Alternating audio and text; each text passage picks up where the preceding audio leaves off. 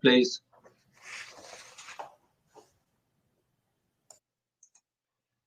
Good morning, wherever you are, and welcome to this webinar organised by Resilience First in partnership with the Foundation for Science and Technology. For those of you who weren't able to view the opening video, Resilience First's mission is to help build resilience across business communities, whether those communities be defined by geography or by special interest. As we all struggle to manage the consequences of COVID-19, as well as the growing climate crisis and the Brexit looming, then focus has rightly turned to how the country can prepare its current and future workforce for the skills of tomorrow, rather than relying on the skills of the past. As many employees will need to acquire new qualifications, training and trades in what will be a more varied portfolio of careers, then being resilient to change and agile in grasping opportunities will be important facets in future employment market. A recent survey by the CBI and McKinsey revealed that 9 in 10 employees, or 30 million people in the UK, will need to learn new skills or be retrained entirely for the next decade, cost of £13 billion per year. And that includes 21 million people who will need to learn basic digital skills. Within the concept of surviving and thriving, which is our motto, and efforts to build back better, as the government proclaims, then both employees and employers will need to work together, along with government, to shape the future world of work. Hence, we've organised today's webinar to shed some light on aspects of the skills resilience agenda, and what it means for people, businesses and communities. And we are fortunate to have as co-partners on today's webinar the Foundation for Science and Technology and the chair of that organisation as the chair of this webinar. In a minute, I will invite Gavin Costigan as Chief Executive of FST to say a few words about the work of the Foundation and introduce the chair, who will in turn introduce our speakers. Just before I do, I encourage all who've registered for this webinar to ask questions of the speakers throughout the session by posting your brief questions in the chat box to the right of your screen. And I'm sure the chair will pick up as many as he can as we enter the Q&A session. So thank you from me, and Gavin, over to you. Thanks, Robert.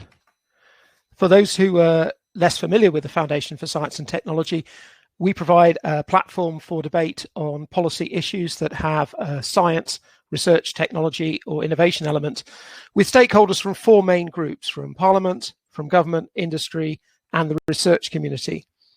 The issue of skills is one that we regularly return to at the Foundation, and in particular the connection between what business needs, what further and higher education can and should deliver, and what government can do to regulate and to incentivise. As Robert has said, the COVID crisis will accelerate an existing trend for employees needing to retrain and reskill throughout a much more varied career.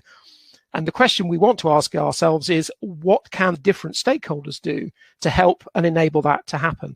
And that's what we're hoping to get out of today's webinar. Our chair today is Lord Willetts, David Willetts, who is chair of the Foundation for Science and Technology and also president of the Intergenerational Centre at the Resolution Foundation.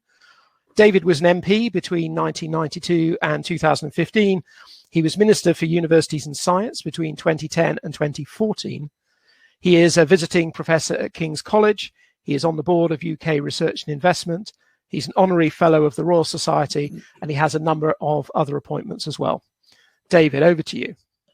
Thank you, Gavin, and thank you, Robert, and welcome all of you to this very important discussion about skills. And I see it as breaking down into 3 key issues. First of all, it does look as if the virus is driving real structural change in the economy. The shift to online retail was already underway, but it's clearly been massively accelerated by the virus. But what kind of structural shift do we think there will be? There may be other sectors, the care sector, for example, where the continuing growth is largely unaffected by the virus. We may see in manufacturing the challenge of operating facilities when the virus is around, meaning a further impetus to automation. But any kind of sense of what structural change we think is underway, even though it is so hard to predict. And that brings us to the second issue. That's why resilient skills matter. Skills which will be relevant, even though we cannot be confident exactly which sectors will be growing and which shrinking in the British economy over the years ahead. So what are these resilient skills? Robert boldly said the skills of the future will not be the same as the skills of the past. Well, I think literacy and numeracy are pretty important resilient skills, even looking ahead. Those are new skills as well, like digital skills, whereas we know, sadly, the UK does not score as highly as we should. So what are these resilient skills that our participants would like to see us developing? And then thirdly and finally, what are the actual policy implications that follows? The Prime Minister gave quite a bold announcement on investment in skills, including a lifetime skills guarantee, only the other week. Of course, there's a lot of detail to be fleshed out, but what do people think of that? What policy levers could government pull in order to deliver these resilient skills in the future? So there's a lot to talk about. We have three excellent panelists who are going to introduce the subject, and we'll start with Ben Fletcher, who is Director of Policy at Make UK. Ben, over to you. Thank you very much, Lord Willetts, and thank you also to Robert and Gavin for their introductions. Robert mentioned the CBI in his introduction. I would like to say on behalf of Make UK that other trade associations are available, and Make UK is one of the country's big five manufacturing and trade associations. The CBI, Institute of Directors, Federation of Small Business, and the Chamber of Commerce and ourselves work very closely together on a range of cross-cutting issues, working closely with Number 10, with the Department for Business and the Treasury, and have been very, very heavily engaged over the last few weeks and months in the COVID response and the COVID challenge. And in many respects, that tees up what I want to talk to you about today. But it is worth taking a little bit of a step backwards to understand the specific issues in manufacturing and some of the challenges that both big and small companies across the country have faced for a long time, and then to think a little bit about how the pandemic has affected those challenges and where we think we will go next. Manufacturing has been a renaissance industry over the last 20 years, and actually public perception still lags some way behind the reality of where the sector is today. The British public, when we last surveyed them, think that Britain is somewhere in the mid-50s globally in terms of where it ranks as a manufacturing power, and that would put us somewhere around the level of Kazakhstan. The reality is we're one of the world's top 10 manufacturing nations and are competing with the USA, with Germany, with China, and so on, in terms of the work that we do and the impact that we have. And currently, the topic of international trade in relation to Brexit and international trade deals is particularly pertinent. And although manufacturing is about 12% of the entire UK economy at its core, it's slightly larger if you also add in some of the supporting industries that work with and rely on manufacturing for business. It's about 12% of the economy at its purest level, but we provide about half of all of our exports. So we punch above our weight when it comes to international trade and exports. So the sector is thriving, it's growing, and in recent years, the renaissance that I talked about has been sparked by the fact that Britain is now one of the very best, arguably the best country in the world in utilising just-in-time logistics. And we have seen a rebirth of our car industry. The Nissan plant in Sunderland produces more cars at that one site than the entire Italian car industry does. So when you add in some of those things across different sectors, aviation, a really strong space industry, and many other core aspects, electronics and so on, we've had a real rebirth of manufacturing in the UK in the last few years. The challenge has been that renaissance has been moving at a faster pace than the skills development in the UK has been able to keep up. And actually, despite the challenges of Brexit and COVID and many other things over recent years, manufacturing companies, when surveyed, have still put skills as their number one issue, even above those two, even in the last few years of challenge and anxiety. And that is because we have a fantastic university sector that is able to produce really, really capable, highly skilled graduates in engineering, and in particular, as we move forward, some of the digital aspects of engineering.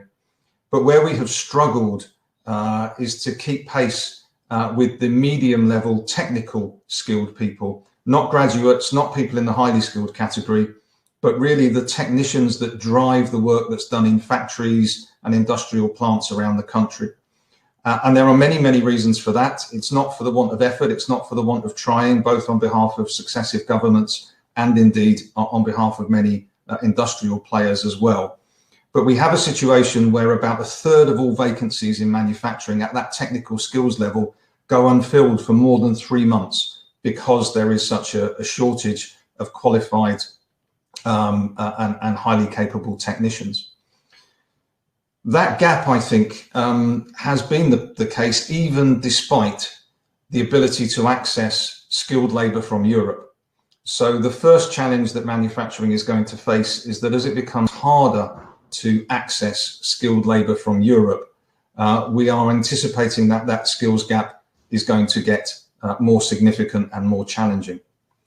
The other issue, I think, that is being very much exacerbated by COVID is the fact that firms who are now looking at the choices they have to make and the decisions about where they're going to spend their money over the next few years, and many of them now have much less money to spend than they anticipated. Many of them are in a process of making redundancies.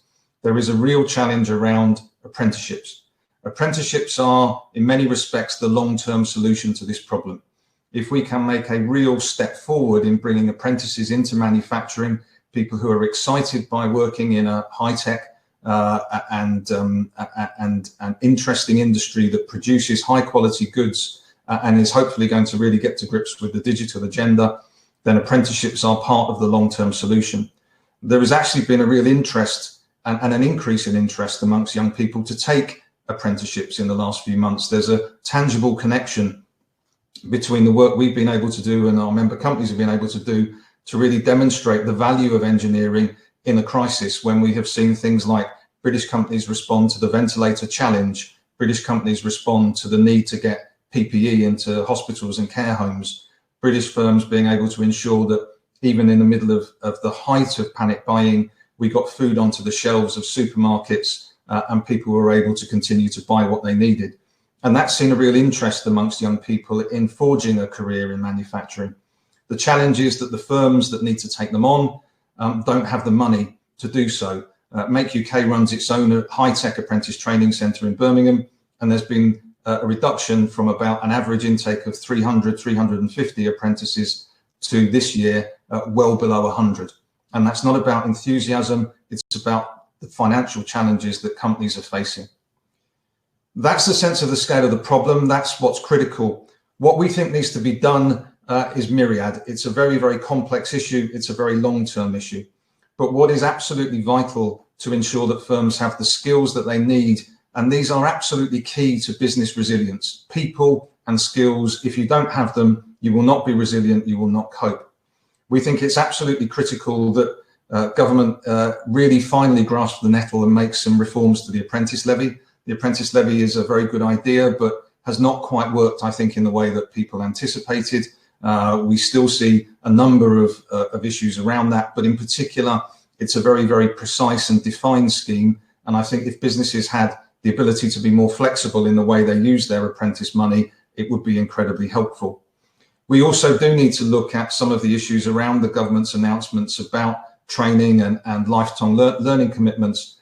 But one of the issues is that if you want to upskill manufacturers and take on the digital challenge, we again are somewhat stymied by the suggestion that if you've already got A-levels or equivalent qualifications, you won't be able to utilize some of the financial support. We're waiting to see the detail, but at face value, that could be a bit of a challenge because many people who've got professional technical skills have effectively reached that threshold already.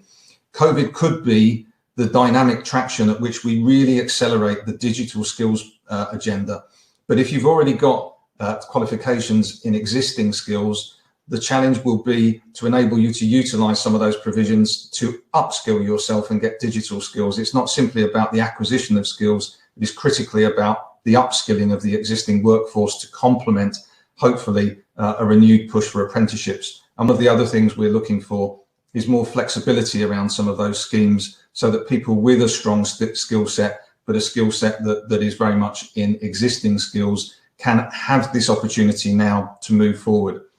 And I think the final point is that we do anticipate, and sadly have already started to see, significant degrees of redundancy in manufacturing. These are skilled people. And one of the big challenges is that many of them are people at the end of their careers or towards the end of their careers who are the people that really have the skills that are close to dying out. What we need, and I think as well as very targeted responses around apprenticeships and the learning commitment, is also a regional focus. Manufacturing is disproportionately a large part of the economy in some of those bits of the country where the government wishes to level up and where there have often been particularly severe impacts from previous economic downturns.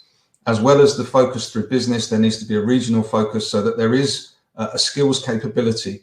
And going back to where I started, one of the problems and one of the reasons why we found ourselves in a skill shortage situation in the first place was that actually the cost of providing engineering skills is very expensive.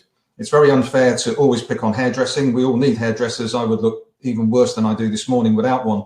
But actually the cost to a training provider of providing a hairdressing apprenticeship is a fraction of the cost of providing an engineering and manufacturing apprenticeship because of the equipment you need to buy and maintain. And particularly when you look at the digital agenda, the very high-tech costs have a really, really significant investment challenge to the training sector. So what we need to see in order to address this is a real focus on providing training, supporting training providers so that we can take that big upstep in digital training and re-equip our workforce, both the new people coming in and the people already there, with the skills for the future. I hope that gives you an idea of some of the pressures that we're under in manufacturing. I don't want to overshoot my time, but very happy to pick up questions as we go forward. Thanks very much. Thank you very much, Ben. Of course, some of us do need hairdressing more than others, but anyway, still very valuable remarks. And let me just remind all the people who are participating in this event, if you do have questions or comments, do use the chat function and it'll help us identify the issues to raise with the panelists in the latter part of the seminar. Now we're going to go straight to Austin Okonwezi, who is the Deputy Director for Engagement and Planning, working on industrial strategy in Mile Department of Bays. Austin, you're very welcome. Over to you. Morning, Lord Willetts. Morning, everyone. And thank you very much for having me here. So as Lord Willetts said, I'm from the Department for Business, Energy and Industrial Strategy. And one of the primary responsibilities of the directorate I work in is to ensure we have an industrial strategy that delivers long-term economic growth and addresses the issues of low and slow productivity that the UK has faced for a very long time.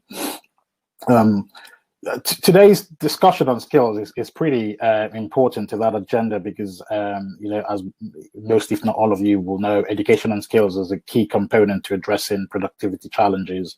The ONS estimates, that a fifth of the rise in productivity over the last 25 years can be attributed to improvements in the quality of the workforce. So it's pretty obvious that, ensuring that businesses have access to the skilled workforce that they need is key to long-term economic growth and a more prosperous future economy.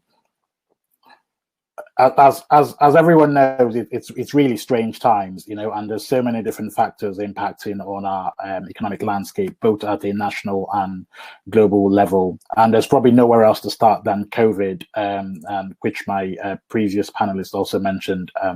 It's not only affected our way of life, but caused huge levels of unemployment. And many argue that we are unlikely to return to pre-COVID levels for a while. so many sectors have been badly hit and under pressure, and it's fair to say that some of these sectors may not fully recover to their pre-crisis baselines, and it might have to be a case of rebuilding and moving in a new direction rather than returning to the status quo. And if we look at the people who are likely to be affected, we know the young, the lower paid, and likely women may actually be more affected than others. And then apart from COVID, you also have to deal with sort of global trends that we need to take into account, the impact of automation and technological change, and what impact that has on the workforce. In 2017, it was estimated about 7% of jobs in the UK were at high risk of being affected by automation, and about a further 65%, at medium risk. I think depending on how long we have to deal with the pandemic, it's reasonable to expect that we will see an acceleration of automation, particularly if traditional labor is seen as too unreliable in view of having to work to a new normal. Now, that's not to say that it would lead to a decline in employment, but it will mean that people will have to perform tasks differently, and, people may spend time doing stuff that machines are less capable of, or spend less time on physical activities. And then there's other trends that we have to also account for, net zero and decarbonization, the opportunities that come from transitioning to a clean growth, focused economy, the jobs that would create in low carbon sectors, that could, of course, offer opportunities for people to move out of low paid, low productivity jobs. For instance, we're seeing a rise in skills to support transition to low emission vehicles. Things like this will be more important. Digital transformation, I think everyone, is probably very much up to speed on that. We've definitely seen a massive acceleration and emphasis on digital as a result of COVID, and I expect that to fully continue, and let's not forget as well that our population is aging. People are living longer, and as people get older, we can expect to see more people shift careers, reinventing themselves, picking up other careers, and the training that I think people undertake in later life will be as important as what they do at the start of their career. And then moving closer to home, of course, we have EU exits and, what our future trading relationship with the EU looks like. So all of this actually, will have an impact on what we do going forward. And I think if we think about this very much from a skills context, where we have skills gaps and shortages in many sectors, we know skills shortages is costing UK businesses about 4 billion per year, and UK firms will say, lack of access to skills is the number one threat, affecting their competitiveness. When we talk about gaps and shortages, we know it is very acute in STEM and digital, and these are areas that we think will drive new opportunities. 9 in 10 STEM businesses will tell you they found it very difficult to get the skills they need, and we see that with a rise in demand for digital skills, on digital skills, it's no longer just important, I think it's absolutely core to the labor market, and we will see that sort of, see that as a central function, we will see that sort of, increase over time. And, people will say we're also likely to see a shift to the right in terms of basic digital skills increasingly becoming advanced compared to what we might view as, might have viewed as basic previously. All of this for me, points to the fact that we need to find a way to make sure that everyone continues to have the opportunity to learn new skills. If we look forward over the next 10 years, for instance, it's reasonable to assume that 80% of the likely workforce, at the end of the next decade are already in work. So whether it's to drive long-term growth, to address the impact of the current situation, or to deal with the fast pace of technological change, the reality is that we will need people to upskill for new skills. We will need to shift to a strong culture of lifelong learning, and we will need to recognize that it will no longer be just about what you learn, but equally important to think about how you continue to improve yourself and how adaptable your skills are to respond to new opportunities and shocks, and actually to deal with sectors as they grow and change over time. Typically, this has been something that government's worried about, and I would see it's fair to say that a lot of people see this as something for government to deal with. But I would say, this is no longer something for government to just handle alone. That time is absolutely gone. it has to be a genuinely collaborative effort where employers and individuals have an equal part to play. And I would probably say that businesses have a bigger part to play now more than ever before in recognizing the gains that investing in the skills of their workforce can have on their productivity and growth. From the government's perspective, addressing lifelong learning has, and it will continue to be a big priority. Many people would have seen the PM speech a few weeks ago where he talked about the importance of investing in skills, the need to level up between further and higher education, and he emphasized the importance of reskilling and upskilling people. He talked about the lifetime skills guarantee, which will help people to train and retrain at any stage of their lives and provide opportunities to develop skills for a changing world. And as he set out, we want to create less of a distinction between FE and HE, give people more of a choice and make it easier for people to be able to access that choice. The point he made about making it easier to get funding for higher technical courses, as you do for university degree, funding adults to a full level 3 qualification, making it easier to undertake high quality apprenticeships, rolling out boot camps to provide more opportunities for people to develop digital skills. These are all things that can help individuals build the skills that are most sought after by employers and can help individuals progress in work. Also boost their work prospects and ultimately make them more resilient as they adapt to changes in the labor market. So I'll probably end by saying that I won't pretend that we have all the answers, but I would like to leave us with 3 questions, which I know occupy the thoughts of my colleagues working on skills policy. And one is, how do we create a stronger culture of lifelong learning, making sure that everyone has the confidence, the time, and the support to do this? We need more employer investment in skills. How do we encourage that? How do we change mindsets? And how do we address concerns about uncertainty of securing a return on investment? And finally, how do we build more stable partnerships between the public and private sectors so we can work together to build out skills adaptability that we will need in a rapidly changing world? Thank you very much. Thank you very much indeed, Austin. Those are 3 really good topics for us to focus on. Now we've got Lizzie Crowley, who is the Senior Policy Advisor at Skills at the Chartered Institute of Personnel Development. Lizzie, over to you. Hi, thank you. Yes, so I work for the CIPD, and as an organisation, we're responsible for the people management and development profession. So that's 160,000 members who are responsible for recruiting and developing, the vast majority of the UK workforce. And I'm going to talk today about one of the key issues that, we've heard from our members as being critically important. Even before COVID, it was clear that the world of work in 2030 was going to look considerably different than today. Tasks, roles and entire jobs were set to transform as technology rapidly changes work and drives up the demand for new and higher skills.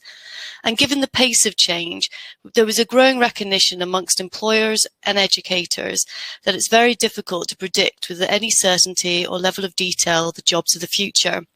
Instead, we were starting to have a much broader debate about what the common core skills are that we'll increasingly need. And many of these skills are the truly human capabilities, such as empathy and collaboration, creativity, critical thinking, and resilience. These skills are absolutely fundamental to how people work effectively together in organizations, as well as how they engage with customers and other external stakeholders. The pandemic has only further underlined the critical importance of these skills, as the ability to be resilient, to learn and adapt in the face of such a challenge is vital for individuals and organizations alike. This slide sets out the projected emerging skills identified by employers in the Future of Jobs survey conducted by the World Economic Forum. And it's clear from this table the vast majority of skills that will be increasingly important are in essence these core transferable skills. There's been many research reports into this area, and all of them say, say things along the same lines. I mean, this is another report from Nestor and Pearson's, which took a longer lens view and used a very different methodology from the Future of Jobs survey, but it produced remarkably similar results. As you can see from the top 10 most in-demand skills and abilities they forecast for 2030 as set out by this slide. And given that the average lifespan of a tech skill is now estimated to be roughly 18 months, Even organizations depending on deep technical skills will need to ensure that their employees are agile, resilient, and able to continuously adapt and learn. Yet, despite the growing importance of these skills, many employees and new labour market entrants struggle to demonstrate and develop them. Year after year, the Employer Skills Survey figures consistently show that for those employers reporting recruitment difficulties, it is these core or transferable skills that applicants mainly lack. And these challenges are not just visible amongst new recruits and school leavers, but they extend into the workplace and affect employees at all ages and stages of their career. This chart highlights the top 10 skills employers say need developing amongst their current workforce. And again, it is these broader human capabilities that feature the most, making up 7 out of the top 10 skill gaps reported. And these skill gaps affect the bottom line, impacting an organization's ability to introduce new working practices and new products, processes, and services. And while the pandemic and tech change has accelerated the need to address this skills mismatch, we need to recognize this is far from a new problem. Indeed, the CBI spoke about the need to improve these skills all the way back in 1989. Yet so far, we've failed to make much headway in addressing this challenge.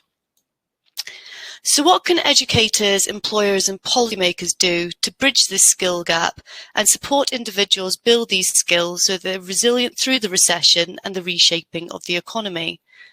From an education perspective, this needs to be about bedding the development of these skills across the education system. So this is not about standalone employability courses, but instead about the consistently providing opportunities to practice and build these skills throughout the curriculum.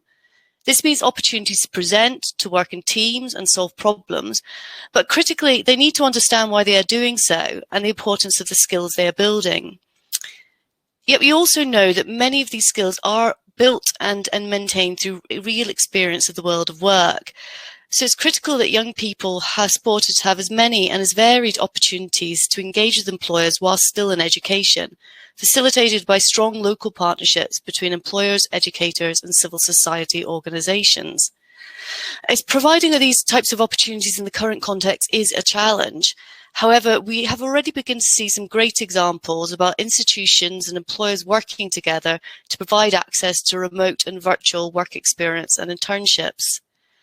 However, action at the level of schools, colleges, and universities alone is not sufficient. Most of the 2040 workforce are already in employment, and we need to support our workforce develop these skills throughout their careers. So to do this, we also need to ensure that we're encouraging and supporting employers to adopt workforce practices that enable individuals to build these skills throughout their career. And I think it's really important to recognize these aren't innate, inbuilt skills or just built through experience. They can be learned. For instance, it has been demonstrated that coaching and mentoring interventions can be particularly effective here, as well as experiential learning opportunities, observation and feedback, with VR and AR, showing great promise in the development of these skills. Alongside this, there's important to consider how jobs are designed and tasks allocated within roles within organizations to allow staff greater responsibility and autonomy to problem solve, work on complex tasks, and that supportive line management is in place to enable all of this. And finally, a major barrier to tackling this challenge is that these skills can be difficult to understand because lots of employers and educators use different language to describe them, which creates a confusing landscape for young people and employees to navigate. So if you're out to make real headway here, all of this needs to be underpinned by a common and agreed language to describe these skills and a common framework to define, measure, and assess them. In recognition of this challenge, over the past 2 years, the CIPD have been collaborating with leaders across the education and skills sector as part of the Essential Skills Task Force, with a shared ambition to create a common language and a framework for the skills that would span education to employment, enabling people to develop these skills throughout their lifetime. The aim of the works was to refine and test the existing Skills Builder framework, which is already being used extensively in schools. The revised version has now been launched and contains 8 skills covering communication, creative problem solving, self-management, and interpersonal skills, each with 15 skill steps from basic to skills mastery. And this is already being used by leading employers such as Boots in their recruitment and early careers activity. And we are continuing to engage with employers, government and educators and training providers to champion these essential skills and to equip individuals with the tools they need to develop them throughout their working lives. Thank you. Thank you very much indeed, Lizzie.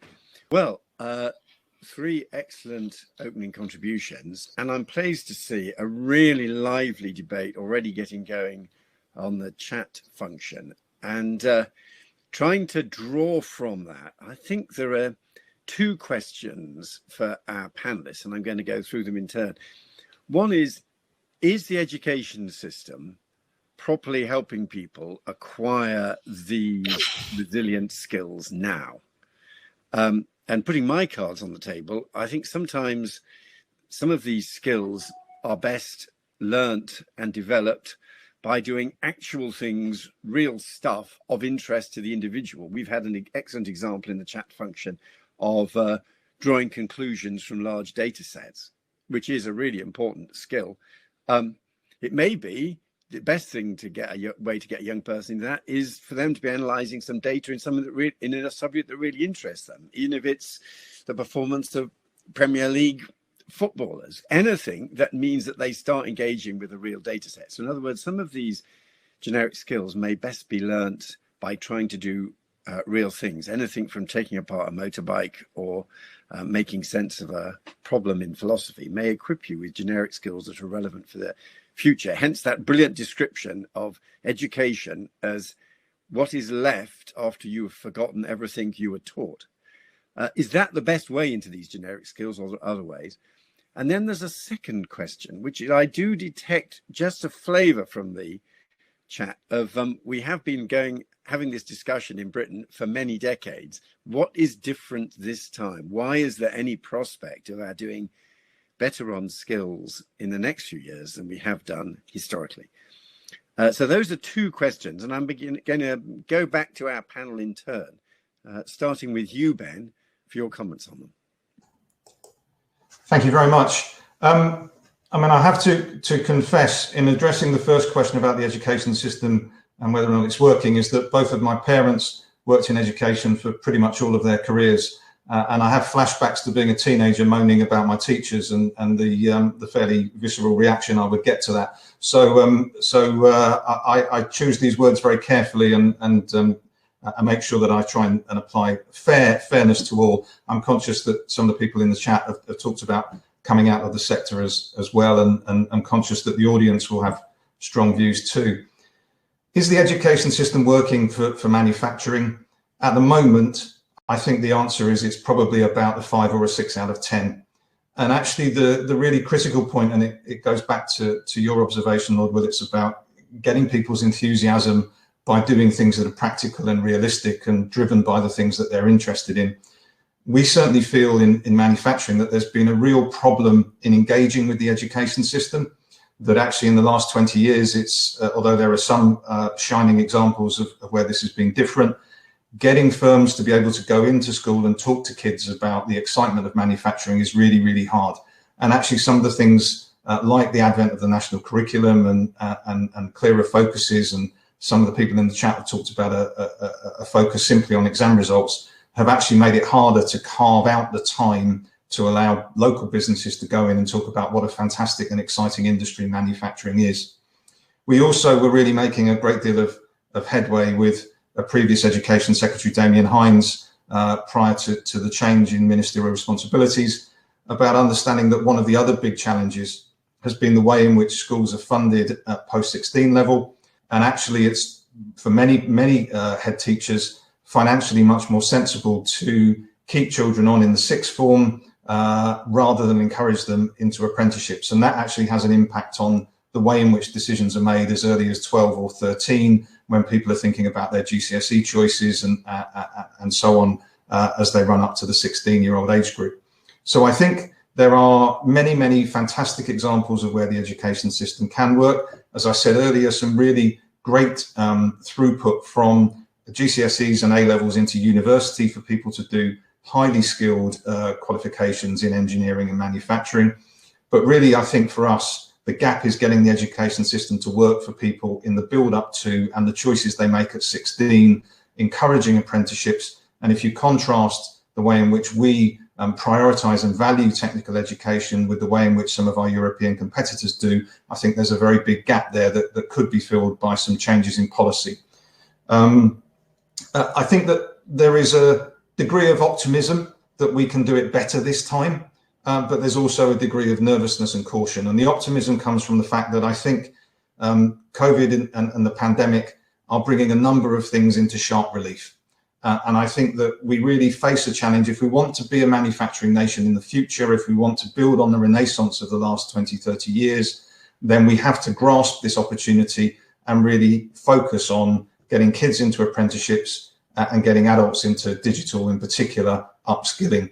I think the success or failure of the government will whether or not it spots that opportunity, and also from a manufacturing perspective, the value that it attaches to our sector in the future economy. So I think we're optimistic, but a very, very difficult set of choices, and the policy view will come through, I think, as we start to see the comprehensive spending review and the budget outcome next year. Yes, Ben, thanks. But can I just press you on a couple of points? First of all, how before the virus crisis, T-levels were the latest great hope, David Sainsbury's proposal. How are T-levels going? I mean, the anxiety that some of us have is that it's just hard to see how employers will step up to deliver the amount of work experience required in the T-levels. Are your members doing that? And secondly, the Apprenticeship Levy. The Apprenticeship Levy was partly designed so as to incentivize exactly the kind of creation of new apprenticeships that you're calling for. How are your members finding the Apprenticeship Levy? So I think in both of those two issues, an ongoing degree of frustration. I think T-levels have not yet got the cut through. There's still a lot of people in manufacturing that aren't aware of them, despite quite a lot of effort both by ourselves and by government. And I think more needs to be done there. I think that the real challenge around T-levels is that, firstly, manufacturing isn't in the first cohort of industries to access that particular qualification. And secondly, the work placements are very, very long. At one level, that's quite a good thing because it gives people the opportunity to really understand the industry. But it is quite difficult for industry to, although there have been some helpful flexibilities in the run-up to the pandemic, the challenge for many employers is to find the time to be able to take on such a long work placement.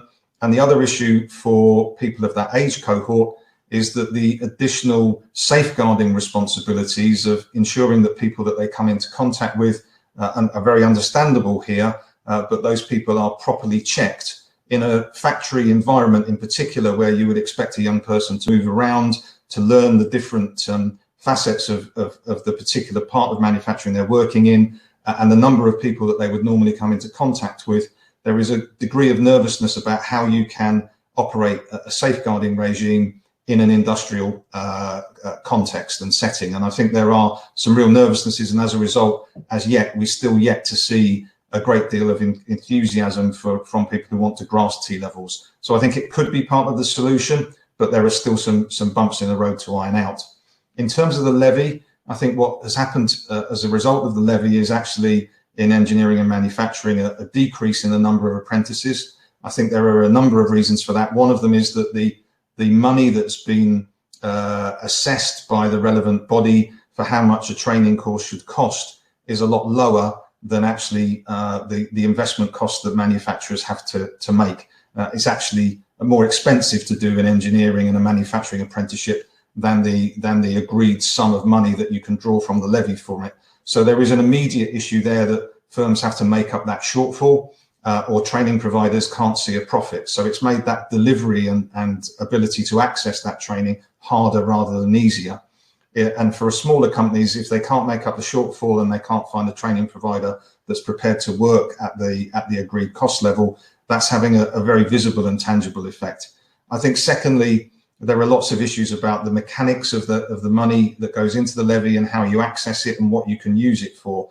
And there are periods over a 3-year apprenticeship where it would be useful to be able to use it to subsidize salaries. And I think, for example, looking at the next few years when firms are going to be very hard pressed, I think the range of flexibilities around the levy funding is absolutely critical to make it successful. The final element is, put bluntly, what Treasury was trying to do with the levy is to take people who could afford to pay for apprenticeships, get them to pay into the levy and to use some of that money to help pay for those very small firms that couldn't afford the cost.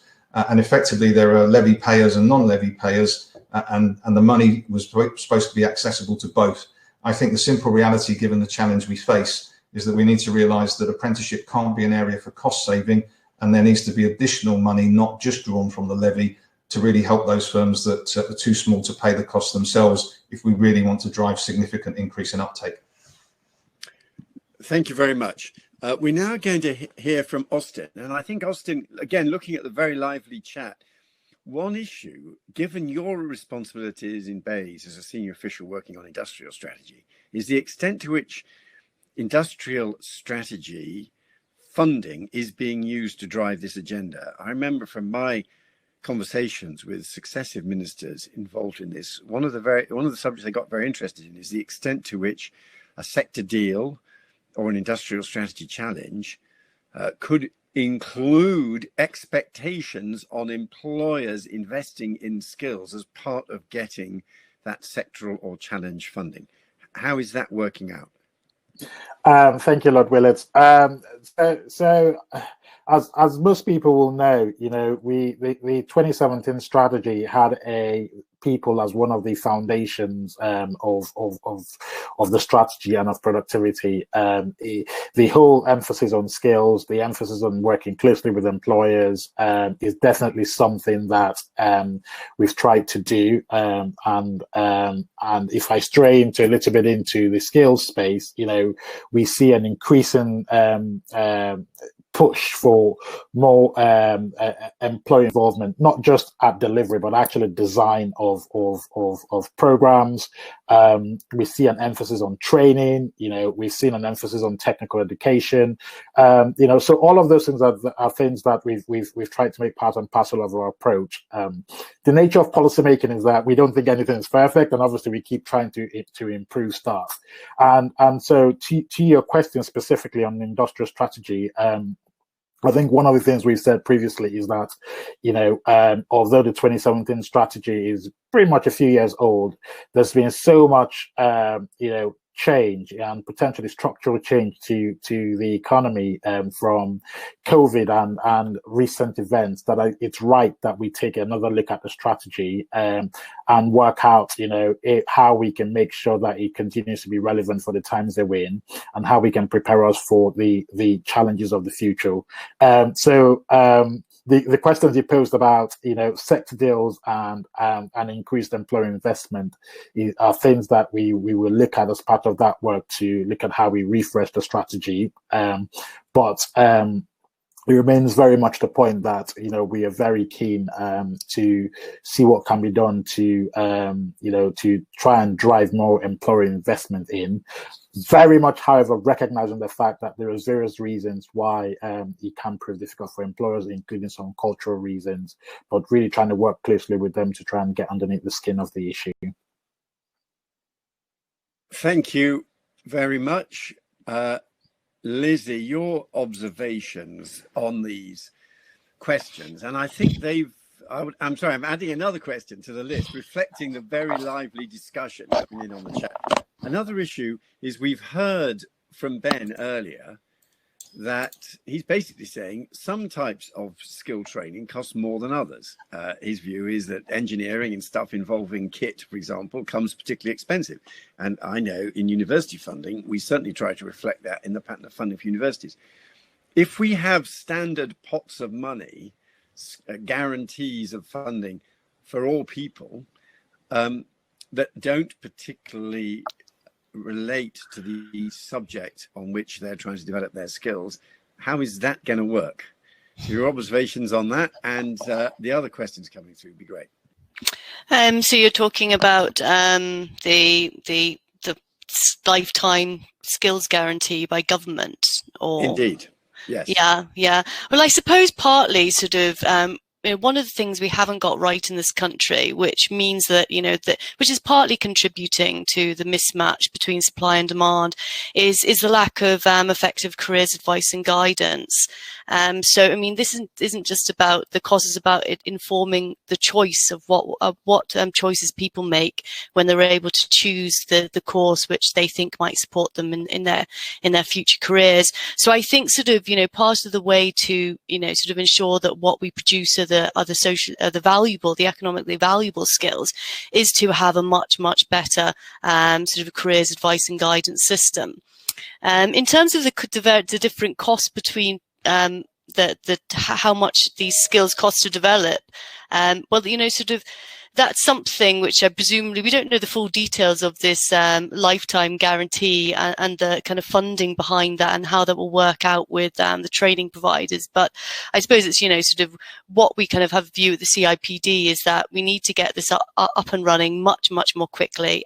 Next April is, it's too late given the current crisis and the need for investment in this area. And what we've seen for a very long time in the UK is that for, sort of adult learning, the budget has been slashed, I think, up to over 40% since the last recession. And this is the time when we really need it more than ever. And the other side, I think the question we talk about is around sort of boosting business investment.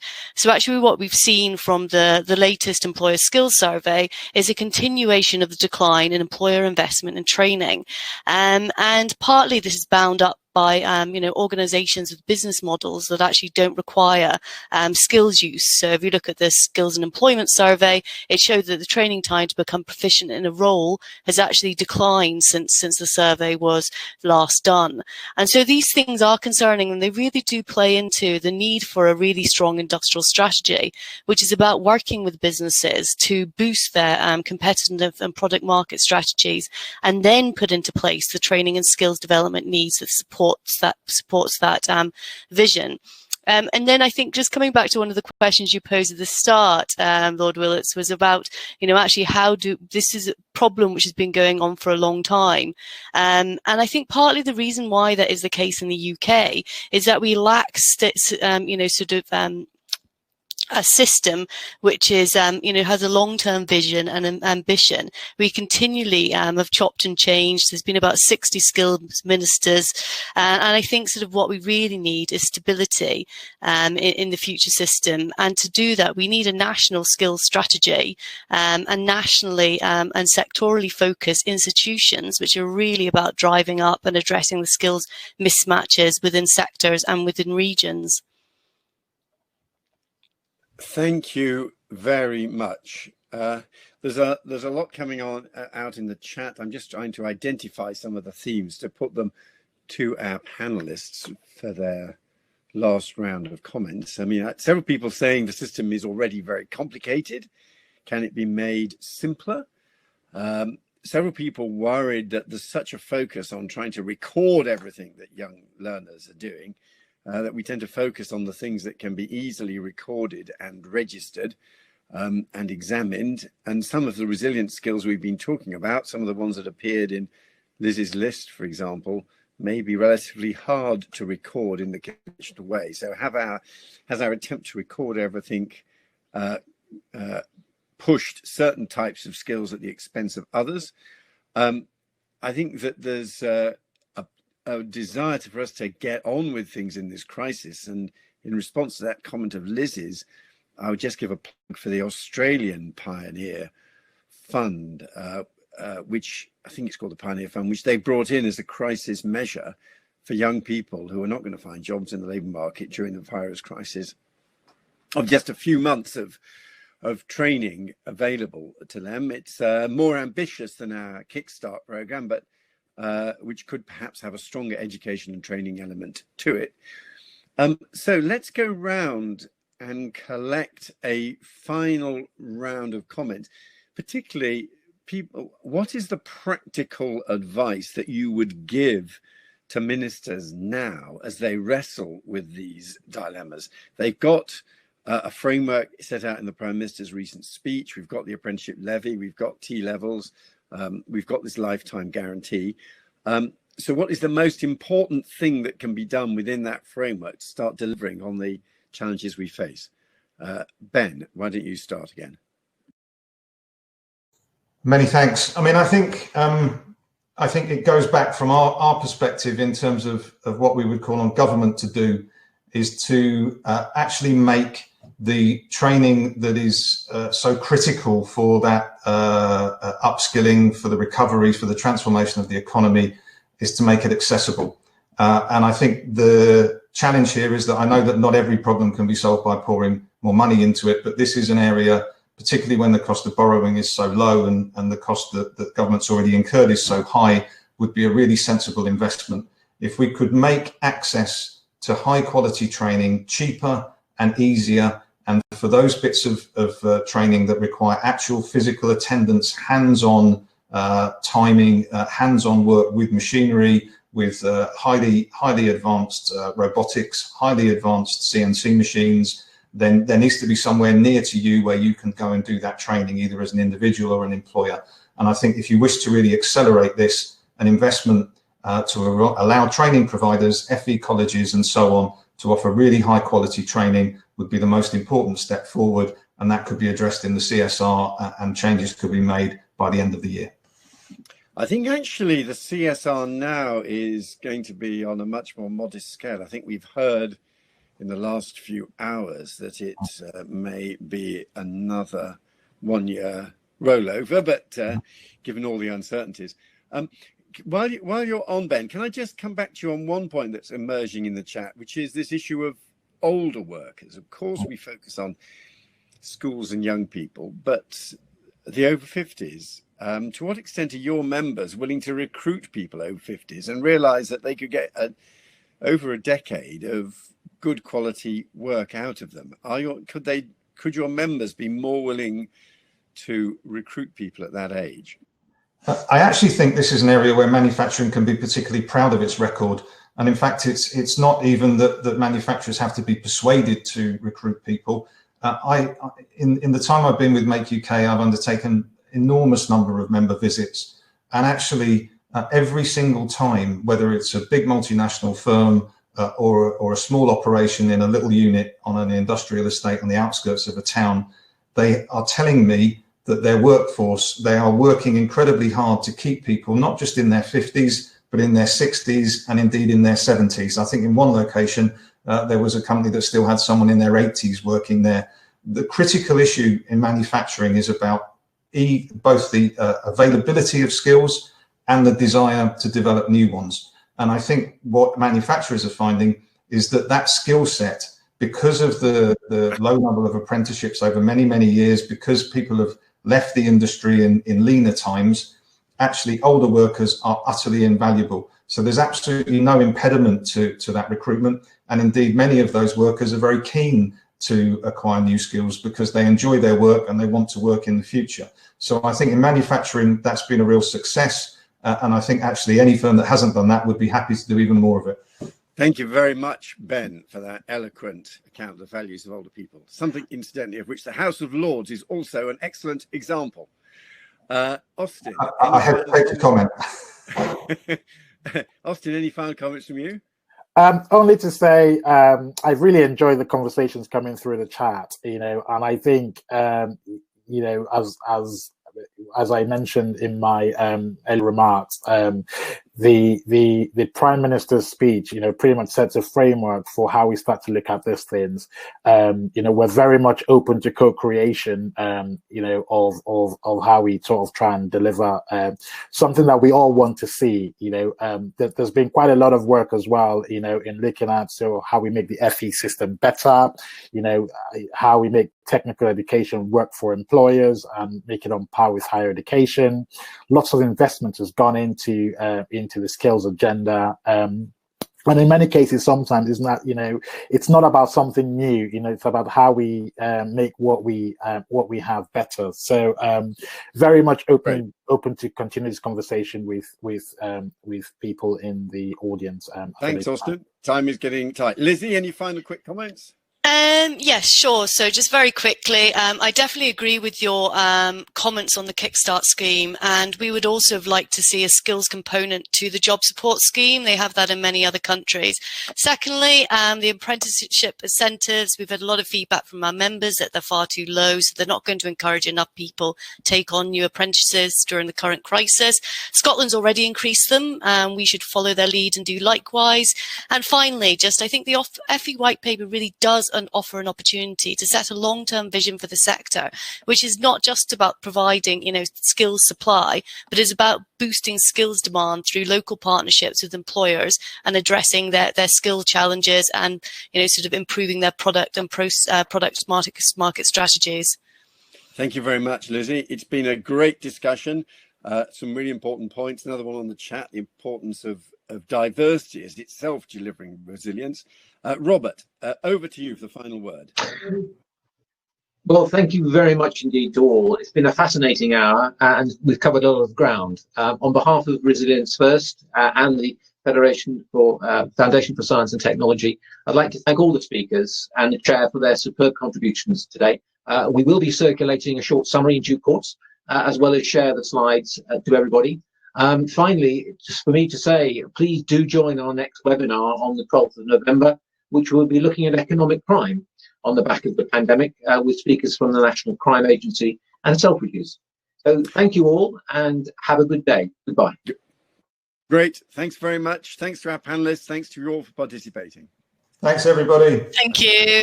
Bye. Thank you.